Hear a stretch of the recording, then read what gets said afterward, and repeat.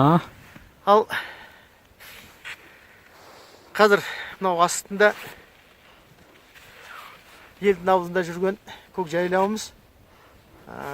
Қалада көрініп тұрған шығар. Менің досым Арман бүгін мені ертіп алып шықты.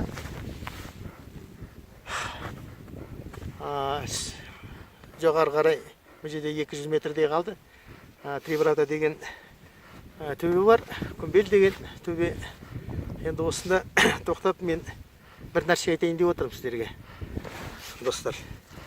Мынау көк жайлау туралы көп әңгімелер болды. Осы бүгінге дейін менде өз қалыптасып қалған пікірім болған жоқ.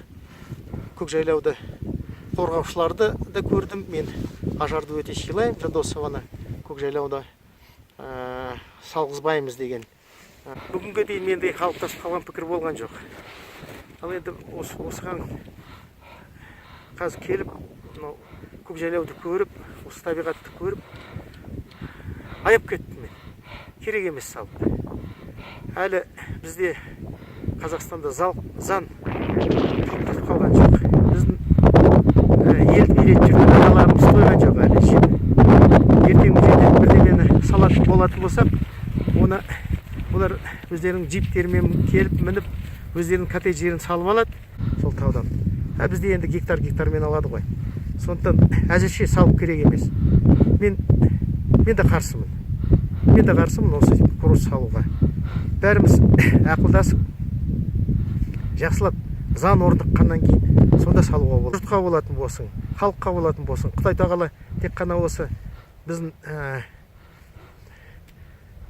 ағашқаларға берген жоқ осы жерді. Бүкіл қазақтарға берді.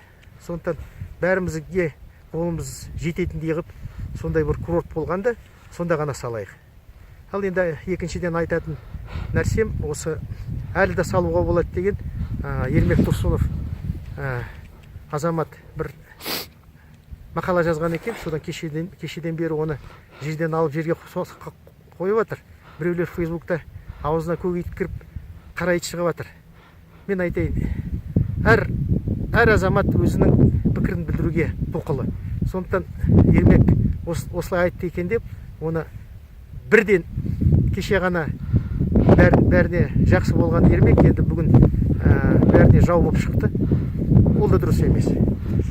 Қорықпай өз пікірімізді білдіретін болайық. Бірақ та зайырлы түрде, осы салиқалы түрде бір-біреуімізді жау көрмейік. Оның пікірі менің пікірімен сәйкес емес екенін. Асықпай кісінің көңілін қалдыру қағбаны қиратқанмен бірдей дейді. Сондықтан бір-бірімізді табаламай, бір-біріміздің жеке адамның басына тиіспей, бұны салиқалы түрде талқылайтын болайық. Енді осындай менің бір 60-қа келіп қалған, 60 талқынданым мен 59-дамын. Сондықтан өзімше үлкендігімді білдіріп, өзімше ақыл айтып жатқаным ғой. Сондықтан сау саламат болыңыздар, бәріміз аман болайық. Тауға шығып тұрыңдар.